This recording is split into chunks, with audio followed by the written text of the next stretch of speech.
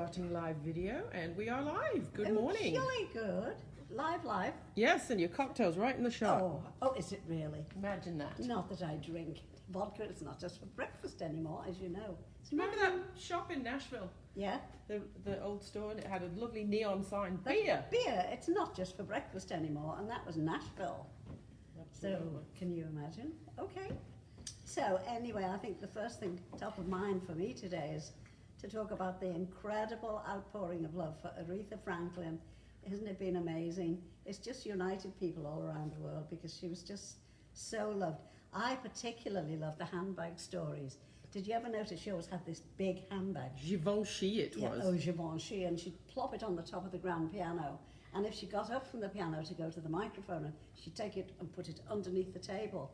And on one occasion, Well, tell people why. Well, it was, she demanded to be paid in cash before she went on. I mean, could you imagine?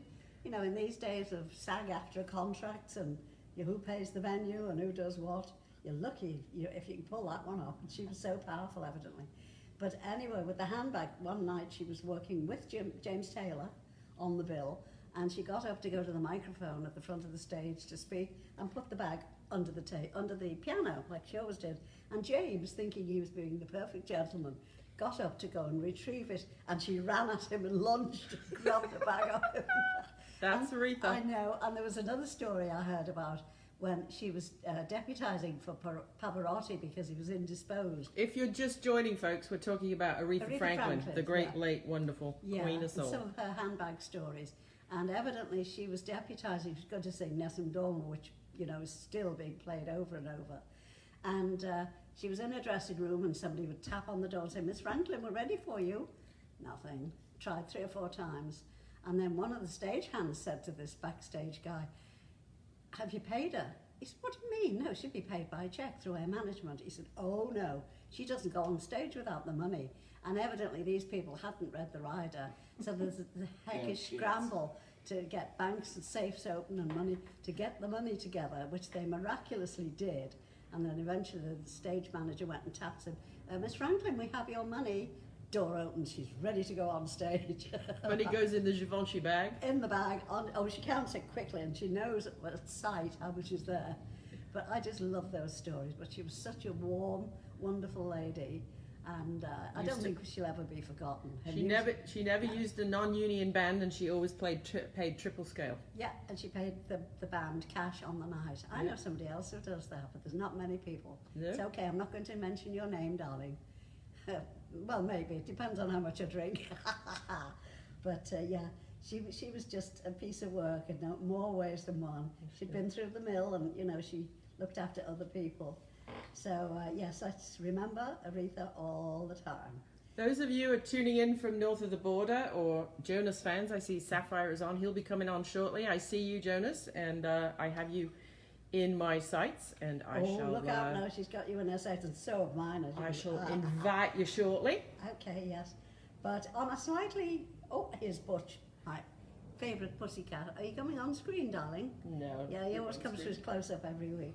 No, maybe. I go looking around for all sorts of bits of news to talk about. No, he won't. He's running away. No, he hasn't got his makeup on. No. Oh, I don't. Butchie. Hello, come on. Come on, baby. Oh. He's thinking about it. He's asking his people. So, no, what I'm going to tell you about was a lady who had a swelling in her eye, so she went to the doctors. This isn't a joke, by the way. Things to start with, so a fella goes into the doctors, usually end badly. But this lady went to the eye specialist, and she said, "I've got a swelling. I think it might be a cyst." So he examined it, and do you know what he found? A 27-year-old contact lens. Yeah. I used to try and use those things, but I could never get it to work because they always used to pop out, and usually in a nightclub or a bar or a venue of some description, and everybody would be bottoms up looking for my lens. And oh, here's Butchie. Come on, here's our weekly Butch sighting. Butch is here with his handler. Hello, darling. Butch's manager. Butch's manager. There you go. Do you get a percentage, Martin, of his income? Yeah. You do, yeah. Anyway, what I was telling you about my contact lenses when I was so rudely interrupted by that feline. I was in a club where we were managing a rocker who is now in prison, so I won't say his name. But I had a gin and tonic in my hand and I sneezed and one of my lenses went in it and I'm doing this. I'm trying to retrieve my eye from the glass. And I heard somebody say, she's supposed to be somebody's mother. Lovely. I don't know what that had to do with anything, but hey. Bit of backstage stories. Yes. Jonas is on and come he on, is Jonas. clicking through and it says adding. So presumably, hopefully he should be here by the miracle of cross-border science, all the way from Should I tell Canada. you one other little piece of information? Sure. Only in America, where there are some parents, particularly in California, of course, who are frightened that their kids are lagging behind in the art of winning at video games, so they're paying tutors to teach their kids how to play video games. What do you think about that, Jonas? Hey. I'm just chiming in. Hello, darling. How are you? Hi, how are you? Lovely, splendid. Splendid You indeed. come back from the gym. Sorry, Oh, Still yes, in my- of course. athletic garb. I'm meant to be in my handyman outfit with my tool belt. I hoped you Were would you? be. Oh, dear, never mind. I haven't been to the gym. I've actually recalled my toilet the gym instead of the job. So when I get up in the morning, I'm just back from the gym. But come on now, tell us all about you, what you're doing. I'm I'm here. I'm back in Montreal right now. Yeah. The touring this summer has been pretty local. A lot of Canadian and Quebec dates, which is it's worked out really well. We have one or two festivals a week, so it means that I get to come back to my home between the gigs and have sort of a normal life between Sunday and Wednesday. And normal? mow Okay. the lawn, Yeah. take care of the pool. Oh, the pool boy. Oh, the pool boy. Sex with a Oh, you You should have come on in your pool boy outfit. I'm actually wearing it underneath this. Oh, nice. What are you wearing? Nice. Hey, is everybody hearing Jonas and Angie okay? David Hauser said he's got no sound, but everybody else seems to. I'm getting sound okay. David, pay your telephone bill. I don't think it works like that, Ange. Oh, I don't know about all this high quality stuff, all this highly testicle stuff. Oh, yes. You look great, Ange. Oh, thank you. Thank you. Yeah. Thank you. So do you. It's a fabulous makeup artist. AKA, I think I hear her in the back. Is that you, Ruth? Yeah, it is indeed. I shall be joining shortly. Yeah. I'm holding How are you, camera. sis? So Angie's done quite a bit of research on you. Uh-oh. Yes. First of all, tell me about the harmonica and your father when you were a kid. Did that get you first interested in music? Yeah. Mom and Dad were both deeply, into music and fans of music. I was brought up. It was our alarm clock was regularly, 6:30, 7 o'clock in the morning. Mom cranking on anything from Carole King to, she was listening to Luba at the time, and she had U2 Rattle and Hum on. So we had a wide variety of music, mostly around the singer-songwriter to rock and roll sort of frame. And Dad was a really big fan of the blues. So we had, that side coming from him, a little bit more roots, R&B. Yeah. And Dad played the harmonica and he played the banjo. So, oh, really? Yeah. Yeah. Mom and Dad took turns at night tucking us in, my brother and I. My brother, who's 3.5 years younger, Lucas. Yes. We had bunk beds set up in a room, and Mom would, so I should say, Dad would come in first with the banjo and the harmonica, and play either something that he'd been tooling around with that day, or one of his favorites was just sort of making up songs on the spot. Oh, no. So whatever about Lucas and I, and dragons and bicycles, whatever it was, that was sort of the topic of the day. And we'd get all excited. We'd be dancing around the room, singing along with them. And then Mom would take her turn and come in and have to tuck us in with a little bit of a more chill set, She'd come in with a little bit more of a chill set and sing songs like, Fred Penner and also even Carole King. You've Got a Friend, I think, was one of her classics.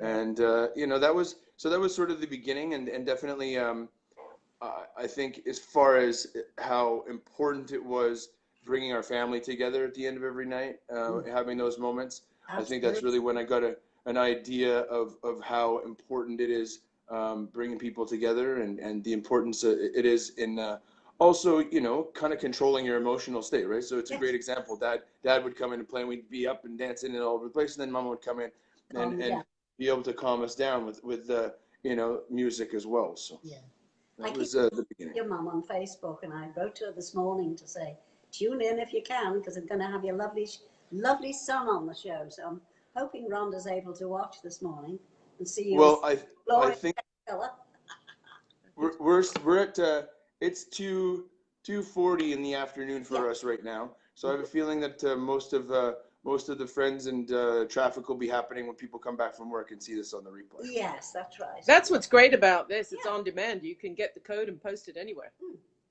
How demanding. How demanding, darling. Yes, very demanding. What was your first band, and how many bands have you been in up to date? Well, I've really only been in 2 bands, but, well, actually, no, I should say I've been in 3 bands. There've been so many different morphs of those bands. They've all sort of had players come and go. The first band I was in, I started in a choir when I was 8 years old. So. Oh, I bet you was a choir boy. Yeah, I was a little choir boy. Let's not talk about Philadelphia or Priest, shall we? Let's move on. I can. It was a schoolboy choir, and I'll send you a picture. We can post one up with this conversation after. It just came up the other day, and that was the beginning of sort of learning how to play music in group, you know, and get along with others in a musical kind of format. And also it was great for my technical background, because I was learning how to read music, harmony, and also how to technically use my voice, right? I mean, that was definitely the most important thing. So going into high school, I had, you know, a bit of that knowledge. And when I was 14 years old, there was a band of older boys. They were all between sort of 16, 17, 18 I guess it would have been 11th grade, and then graduating, and they were looking for a singer. So I jammed with them, and we got along great. We started playing together, and I had my first bar gig, I think, like months later. My mom helped me iron my fake ID, so I could get. Oh, good old mom. She was a pretty hip mom. She was a lot like you, Ange. You know, she knew that I was gonna do it anyway. So it'd be better if I did it as close to legitimately as possible. Absolutely, yeah. And what was that band called? That was the beginning of Rubberman. Now we ended up being Rubberman, and that was a band actually I got signed sort of out of high school. And it was the first band that I really had a professional experience with. But leading up to the band, I mean, we had so many terrible band names before we actually got to Rubberman. Well, everybody does, I think. It's a normal passage there. Yeah. Glass Child Mirror was one of them. I mean, that was the name of one of the bands. Who knows what we were thinking. I think 3 of us came in with ideas, and somebody said, okay, pick one letter or one word from each one of your ideas and put them together. It's one of those sort of. So Loris is asking, let's talk about Golden Pecker. What the hell is that? Oh, hello. Oh, Schlecker. Schlecker, the Golden Pecker. Yes. So, well, Schlecker, so jump to, Corey, my father and I started a band when I got out of high school as well. And it was sort of a side project, a really great, you know, time for Dad and I to get together and play some music together. He was playing harmonica. We were looking for a guitar player. Dad found Corey jamming. And Corey has ultimately been with me, you know, through all sorts of thick and thin and all sorts of different band, you know, dynamics and changes. And so the Massive Attraction started in 2010. Corey had already been with me for more than 10 years at the time. And we started Jonas and the Massive Attraction. We started touring in Europe. And we were in a hotel lobby once, and there was this silver dog, actually. Golden. Not similar to this guy right here. And he became the band mascot. we had him with us on stage everywhere, and he was Schlecke, and Schlecke came with no penis because, which I think is body dysmorphic and not right, if you will. If So you will. we found Dr. golden Jonas. penis. We found a golden penis, and we attached the golden penis to it. Also, it was not the biggest penis, but it's the penis that he had. At least he had one, and it was gold. Nothing. So Schlecke came on tour with us, and Schlecke the Golden Pekka became his Well, you see now, and now we know Rain Davidson's saying, "Golden Pecker, what kind of show is this?" Maybe children and old people watching this show. There's definitely one old person. And Sapphire wants to know, how is Corey and sending love? Corey's doing great. Corey's had a really busy summer. He's not only been playing with the Massive Attraction, he's also been playing with Michel Pagliaro.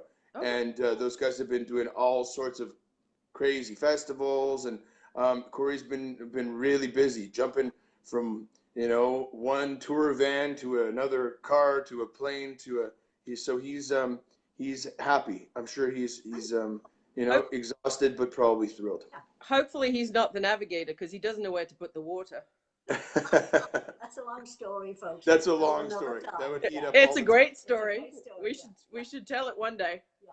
We should. But if anybody, David Hobbs is on from Oban in Scotland, and this instruction is going to be difficult because it's an island. But David, wherever you go, keep the water on the left. Yeah, we'll get Jonas to tell us that long story another time. Next time you're here. Yeah. We'll dedicate it to an entire show. Yes, indeed. I remember the night you were here with Benny Mardonis and Jane, and you told us that story. I literally fell off the couch laughing. So these folks, maybe you should make a book or a short film about Keep the Water on the Left. Could be a whole new career move for you, Well, I mean, it would be a great title for a biography. Yeah. It was it's definitely on the list in the top 10 titles because Corey and I have to write one. We've absolutely got to write one. He's been sober for now 15 years. Really good boy. Yeah, I think like 14 or 15 years. Yes. So he's the one with the memory. We got to keep. I know the feeling. I gotta keep him writing things down, but he's still pretty good. He pops. I mean, my rusty old memory sometimes comes out with little things that surprise me. But Corey is the details guy. So when we write the book, it's gonna have to be a co-authorship. Oh, definitely, for sure. Plus, you could probably get some Native Alaskan, Inuit, Indian, Native American, Canadian grant for writing a book, can't you? Maybe. Well, maybe, yeah. You know what's great in Canada in general? We have lots of grants up here. Oh, yeah. Some of our. I mean, I would say probably most of our European touring in the last few years always got some kind of funding from Star Maker or from Factor or some of these great companies that help us Canadians. Yeah. Yeah, well, it's the right thing to do to encourage the arts, obviously. But absolutely. Every country is that far-sighted, but thank goodness Canada still is. Yeah. Now, you're doing some solo work recently. Tell us about that. Well, this started about 2 or even 3 years ago. I was, just when we write these songs, often it's Corey and I kind of knee to knee, in a jam space or, on the road. Yeah. And we definitely, we have a real dynamic between us. But we write a certain kind of style, and that's Corey and I style. And I've also got a lot of other influences that kind of turn me on and that I feel like I need to express. I really like a lot of the sort of modern indie pop stuff that's going on these days. I'm also a big fan of deep house music and all the amazing kind of modern cool sounds and all the different sort of depth in production that's being used. And of course I have my roots from the singer-songwriter stuff that my mom exposed me to when I was young. So I wanted to see if I could just start writing some stuff and producing some stuff outside of Jonas and the Massive Attraction, outside of the Jonas and Corey team, and sort of just expand you know, that part of me, and explore a little bit those different sounds. So a couple years ago, I started writing with that in mind, and was doing a little, you know, downtime. I would go down to New Orleans, and I was working with my friend Anders Osborne down there, who's a great writer. He's working with a lot of fantastic country writers. And over in Toronto, working with Gavin Brown, Serena Ryder, who's a big star up here. Yes. And just started, you know, tickling the idea. And then the last maybe year, I've really seriously been working my butt off on it. Have a great partner up here that I've been working with, Fred St-Gelais. And Fred is a super talented guy, a great producer, great co-songwriter. And Fred and I have been sort of digging a little deeper, and most recently have released a single under my full name, Jonas Tomalty, called All In For You. Sapphire's got 4 thumbs up for that. I love it too. Thumbs up. Yeah, it's a real. I play it over and over. It's a real. To me, it's a summer hit. It's one of those. It goes with, you know, sorry Corey because he's sober, but it goes with rosé and sangria, and it's all. You know, it's a party song. It's just. Yeah. It's love. It's just love. It's great. There was some wine in hand during the writing of that song for sure. No, just a little. Oh dear, oh dear. Angie wanted to ask you about the green stuff north of the border. Green stuff. Are we allowed to? Yes. About cannabis. I was looking it up because I've been invited to write a column, probably starting in October for Sensi magazine, and so I've been doing a lot of research. I mean, my interest is medical marijuana because I've been using the creamy stuff on my arthritic knees and my lower back and so on, and it really topically. Topically, yeah.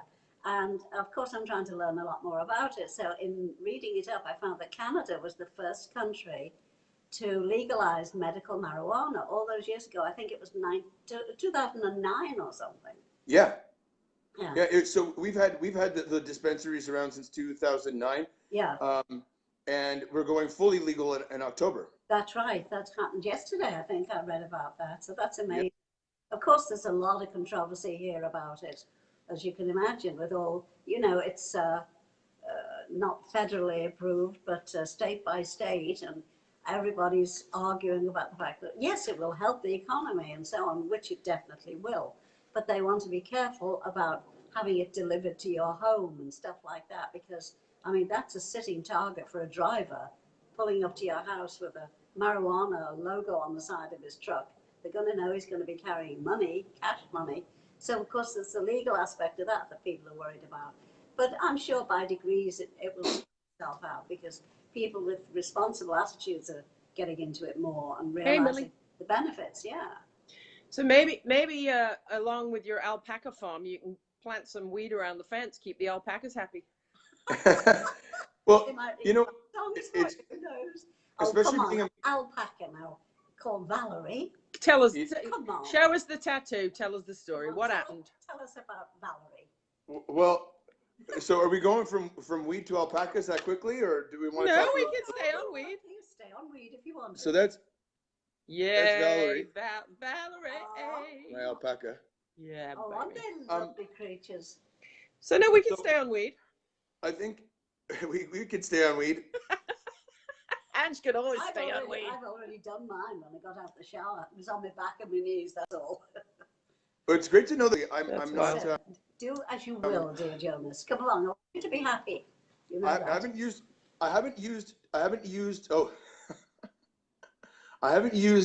marijuana topically, but I'm a big fan of edibles. I don't like to smoke because I'm a singer, so I avoid that. But when I do partake, especially on long travels, you know, when we're in a tour bus or a tour van or flights a lot, and you know, coming back and you're in a hotel room and you've got sort of a night to recover before you get back on the road.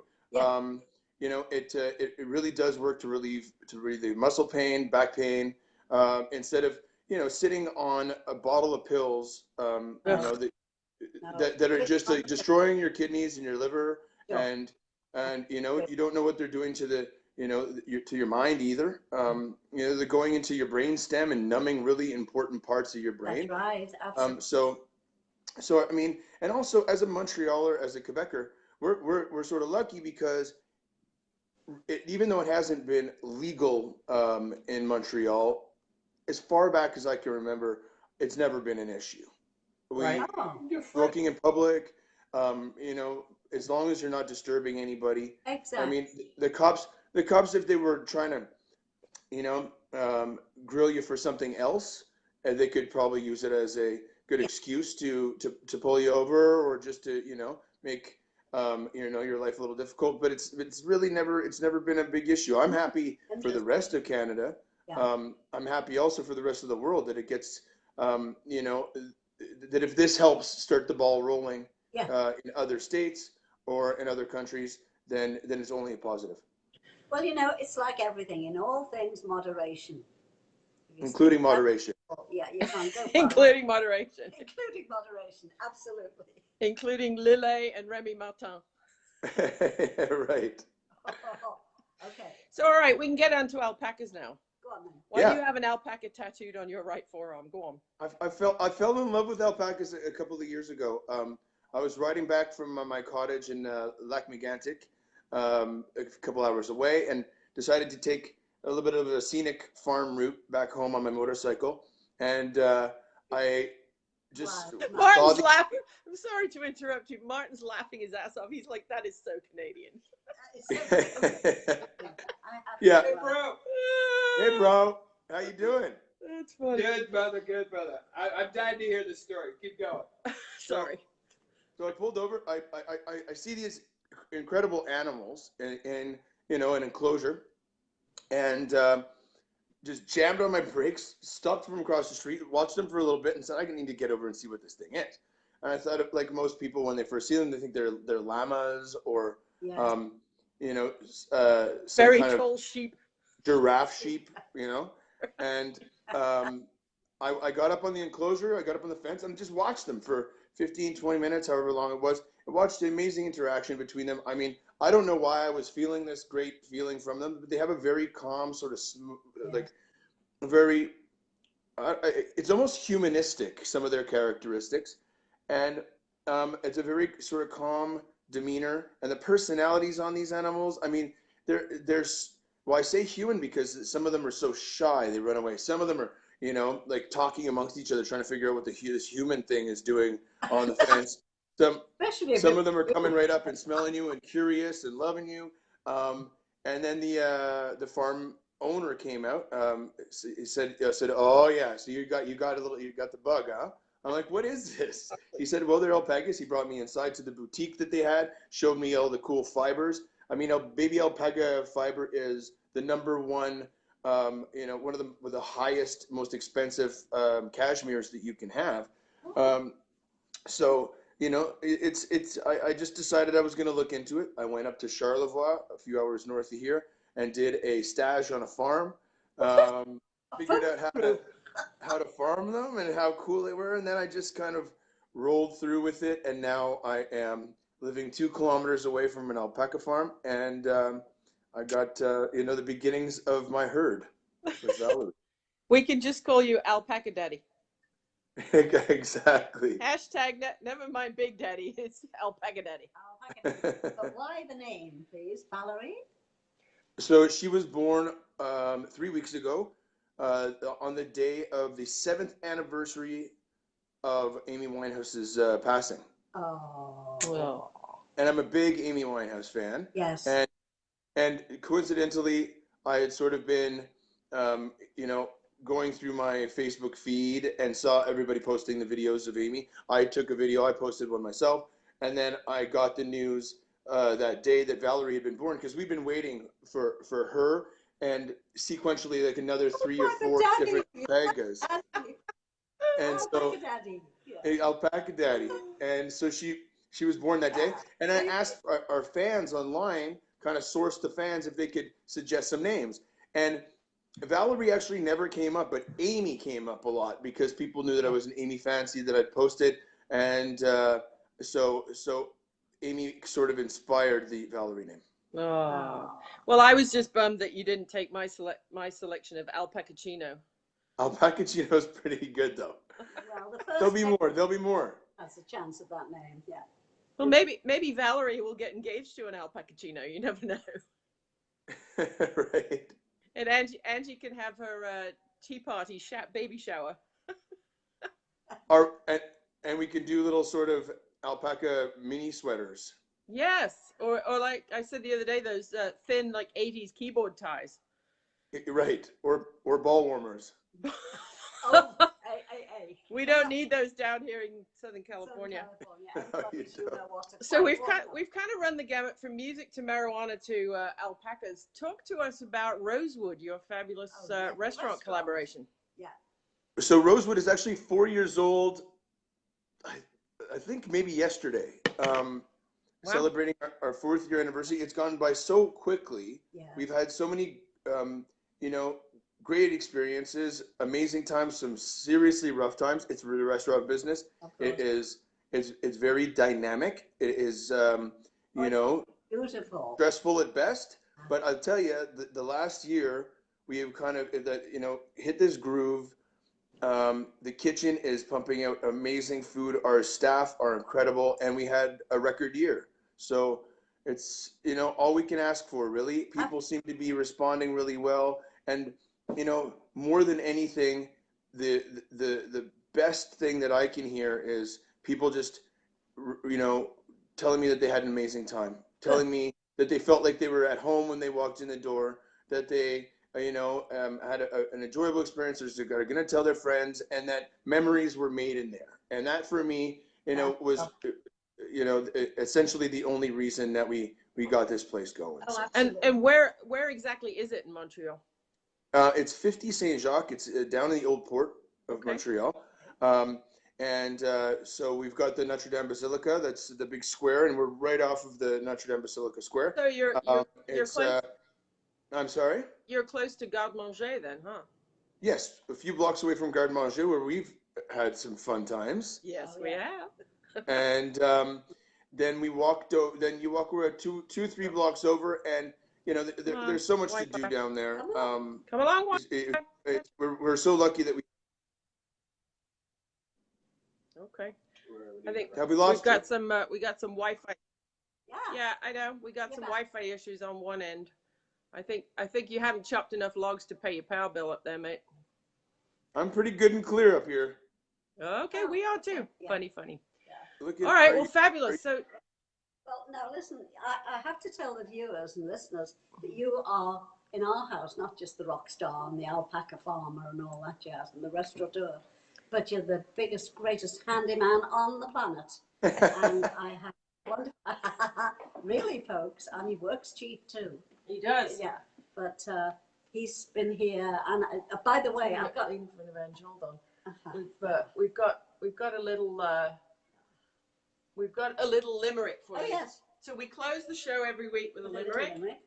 And, well, here before you do the limerick, before we close the show, I want to say also the having that my little room down there at your house and the hospitality has been like over the many years I've been down there many times, and it means the world to me. You guys make it so easy for me to come down there and do my writing and my recording, and I pop in and hopefully I always try to get out of the studio early at least a couple of times during the week so we can have a meal and have some red wine and have some of your shepherd's pie, and it's soul warming, and it means the world. I love you guys. I've got your list ready for next time you come. And you're overdue for a visit. The room's ready. Yeah.